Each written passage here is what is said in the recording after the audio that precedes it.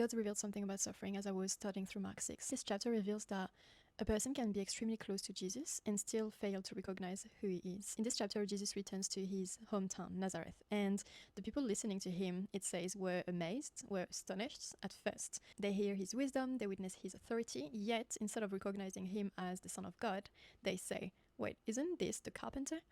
And that sentence carries so much more than people realize. They could not see him beyond the familiarity they had with him. To them, he was the boy that they would grow up, the son of Mary, the ordinary man from the town. Their familiarity with his humanity blinded them to his divinity.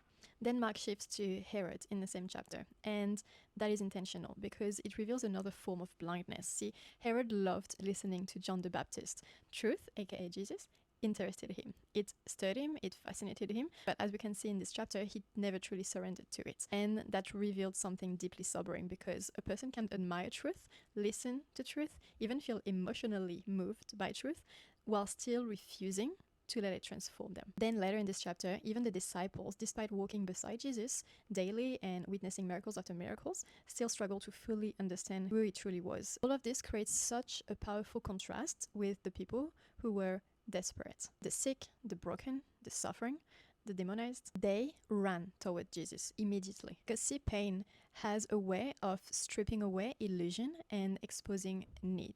The familiar reduced him, the curious listened without surrendering, but the desperate recognized life when they saw it. And honestly, I think this is why God sometimes allows us to walk through storms, difficult seasons, painful situations, moments where we feel weak, right? Like desperate, humbled, or completely aware of our need for him. I know this is exactly where I was when I got saved. Because sometimes suffering breaks the illusion of self-sufficiency.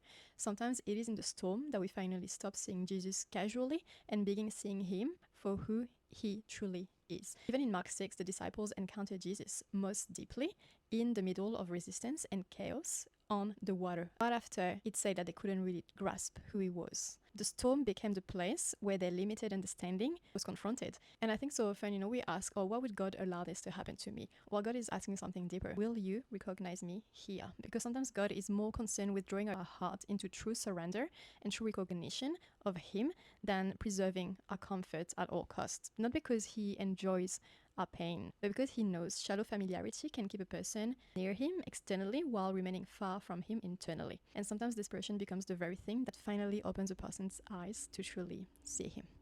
God bless you guys. Bye.